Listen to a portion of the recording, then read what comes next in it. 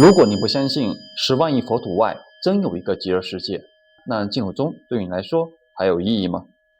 这集我们把净土宗的整个演化脉络一次讲清楚。宋代的佛教虽然禅宗一枝独大，分头无两，但净土宗已经融入禅宗、华严宗、天台宗等各宗派，从原来的选修课逐渐变成了他们的必修课。到了元代，统治者信奉的是藏传佛教，藏传佛教异军突起，成了元朝的国教。汉传佛教也坐上了顺风车，各宗派中发展最好的还是禅宗。但净土宗凭借了禅净双修的理念，在民间进行了进一步普及。我们继续讲元代时期的净土宗。材料里提到的元代2位代表僧人，一位叫普度，他当时为什么要写一本《莲宗宝鉴》？普度啊，他当时非常忧虑一个叫白莲宗的民间组织。白莲宗本来也是源于净土信仰，但后来慢慢的就演变成了带有秘密结社性质的社会运动，经常引发动乱。普度想做的就是正本清源，把这种跑偏了的信仰拉回到正统的不问政治的念佛修行上来。他的努力也得到了朝廷的认可，甚至被封为莲宗之教主。但这个吧，基本算是昙花一现。他的理论也没太多新意，核心还是禅净一致，就是强调念佛和参禅本质上是一回事儿。所以他还是在禅宗的那个大框架下面去谈论净土。那另一位中峰明本就更有意思了，他直接把禅宗的修行方法看化禅和净土念佛结合在了一起。比如说，让你一边念阿弥陀佛，一边心里还要参一个话头，像是父母未生前，哪个是我本来面目？是的。等一下，这听着也太矛盾了。念佛不是讲究兜摄6根，净念相继，要达到一心不乱吗？而参话头是要你提起一个巨大的疑情，不断的去追问，把这2个完全相反的力道用在一起，不会把修行的人逼疯吗？这种方法真的有效吗？这就是他巧妙的地方，当然也是他有争议的地方。他的目的就是用念佛的专注力来稳住心神，然后呢，用这个疑情去冲击和打破固有的思维模式，最后激发那种禅宗式的顿悟。说白了，就是借念佛的静来发动参禅的动。但这种方法门槛很高，对普通人来说确实是容易混乱。不过中峰明本影响更深远的，其实是他写的一部寺院清规，叫《幻住安清规》。清规里有什么特别的吗？特别之处在于它展示了当时佛教惊人的包容性，或者说是实用主义。这里面不仅有念佛、坐禅，还有密宗的各种咒语，甚至把道教、儒家和民间信仰的各路神仙都请了进来，从玉皇大帝、东岳大帝、五岳四都，一直到你家厨房里的灶王爷，全都在寺院的祭祀名单上。哇，寺院的清规里连灶王爷都给请进来了，但这不会让佛教变得太功利和庸俗了吗？听起来像是一个什么都信的大杂烩。那它原本的核心教义还剩下多少呢？你这个问题问到点子上了。这正是当时佛教为了生存和发展做出的一种妥协和适应。它不再是一个纯粹的哲学体系，而是把自己变成了一个巨大的信仰集合体，一个能满足社会方方面面精神需求的庞大系统。老百姓求财、求子、求平安，它都能提供相应的神奇和仪式。这种实用性正是他后来能战胜理论更精深的禅宗，赢得广大群众的关键一步。元代净土宗的发展，重点不在于开创了什么全新的理论。完全正确。元代最大的贡献不是开创，而是巩固和拔高。他把宋代已经开始的融合实践，彻底变成了精英阶层的政治正确。在元代，你要是说参禅和念佛是矛盾的，可能会被当时的大师们笑话。所以元代已经埋下了融合的种子，但听起来净土宗还是禅宗的小老弟。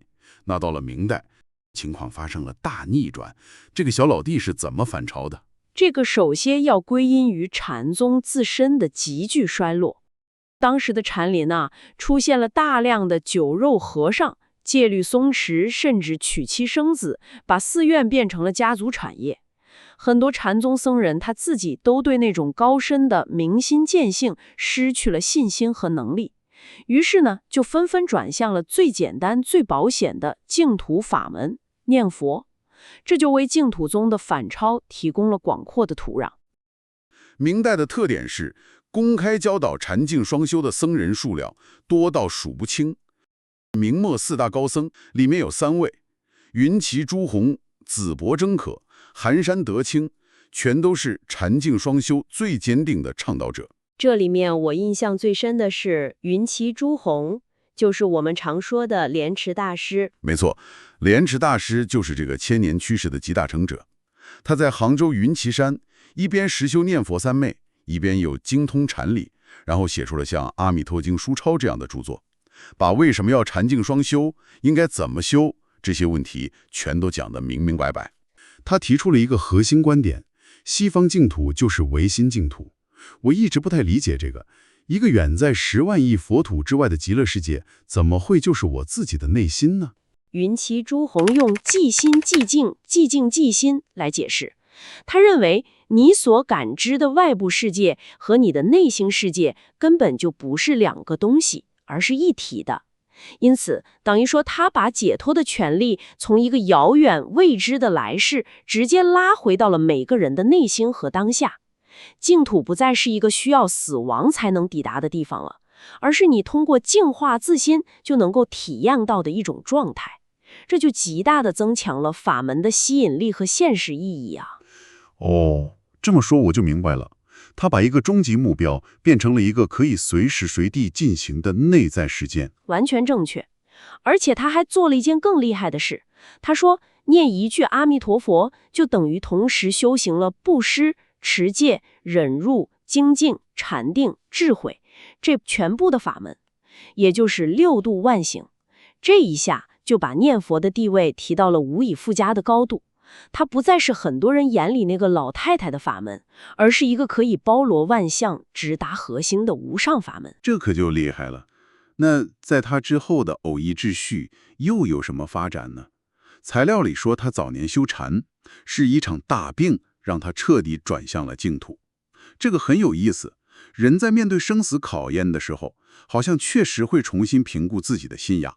没错，这正是关键。这段经历让他对信仰有了那种切肤之痛的理解。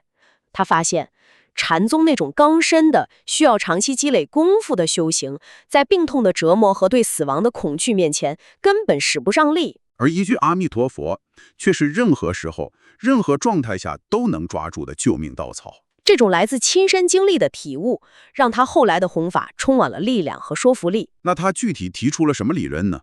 他提出了一个极其清晰、极具操作性的实践框架，叫信愿行3资粮。他把往生净土比作一次长途旅行，信愿行就是你必须带上的资本和食粮，缺一不可。信愿行具体指什么？信是相信，不仅相信有极乐世界和阿弥陀佛，更要相信你自己这个业障凡夫，只要念佛就一定能去。愿是愿望。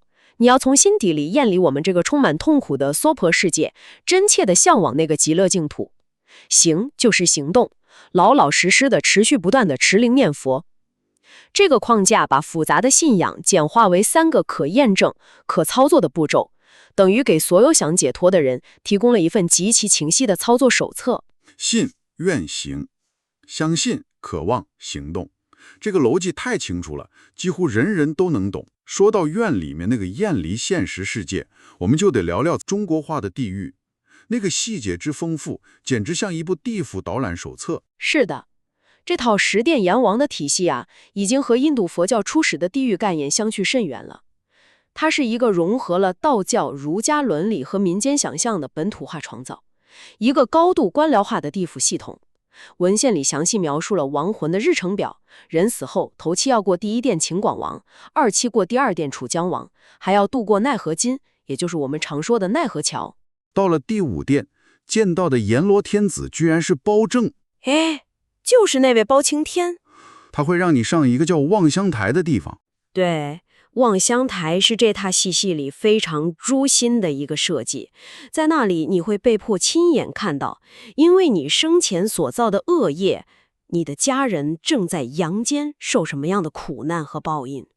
这招也太狠了，它利用的是人最根本的内疚感和亲情，比起肉体上的刀山火海，这种精神打击可能更让人崩溃。确实，而且后面还有各种酷刑，最后到第10殿的转轮王，他就像得官员一样，根据你的罪孽档案判定你下一世投胎到哪一道，投胎前还得去孟婆庄喝下孟婆汤，洗掉所有记忆，整个流程环环相扣。这套完整的、细节丰富的地狱体系，它的那种恐怖和严密，就极大地增加了人们想要逃离的愿望。它为净土信仰提供了最大的心理推力。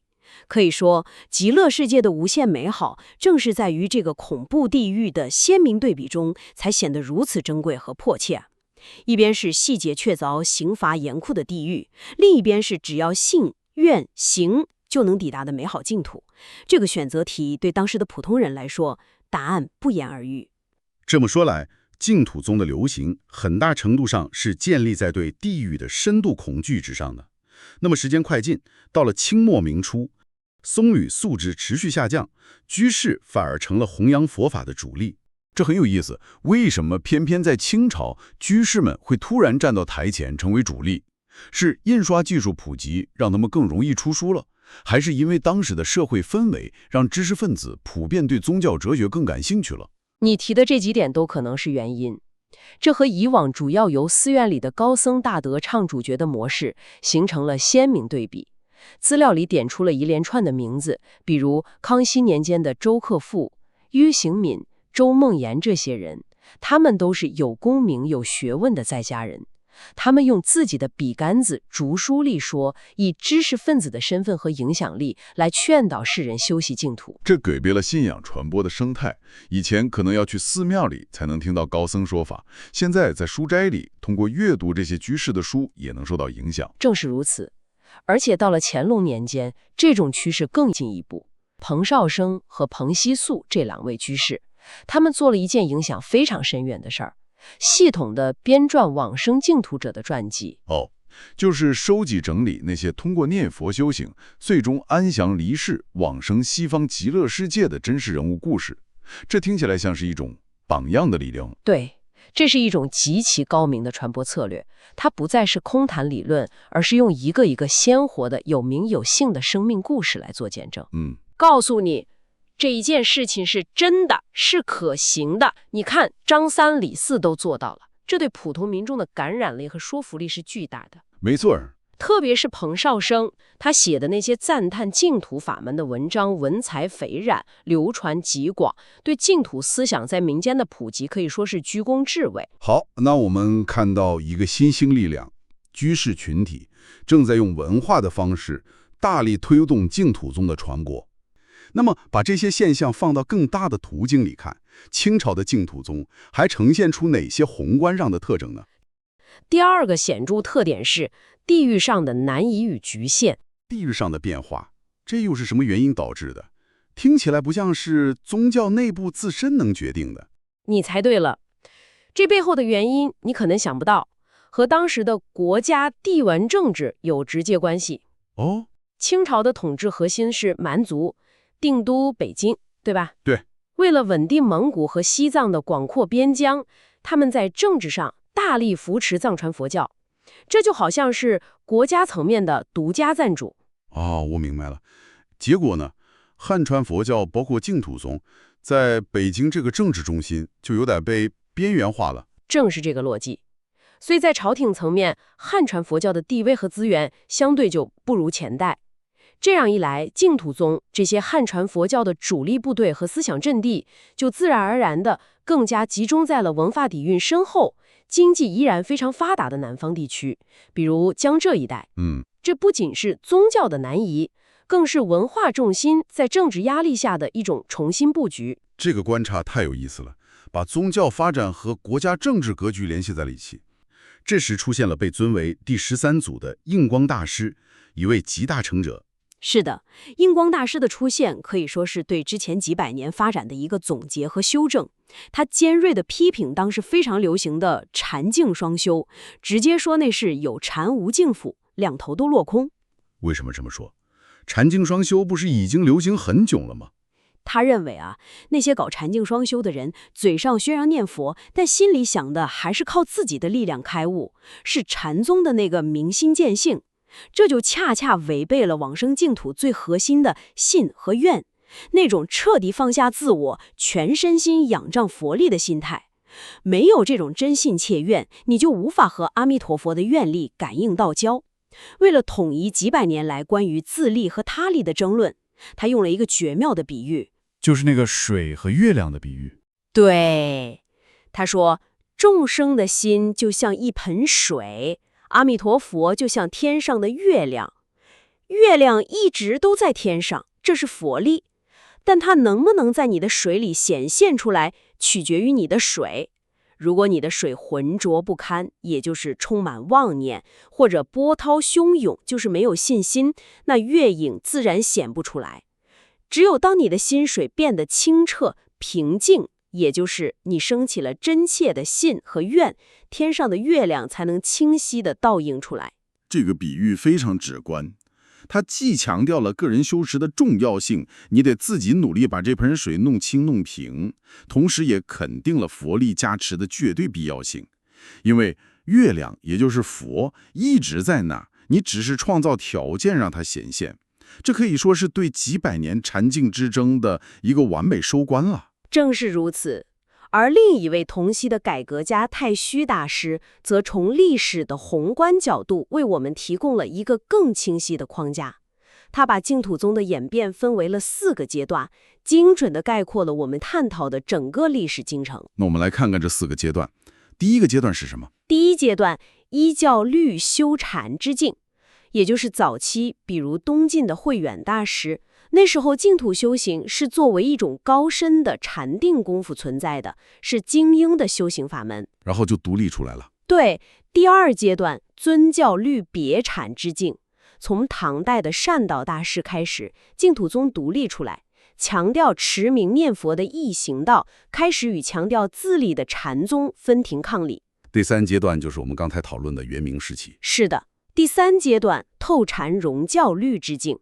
从宋明开始，净土宗反过来融合吸收了禅宗的理论，比如唯心净土、禅净双修成为了主流。最后就到了印光大师他们这个时期了。第4阶段，夺禅超教律之境。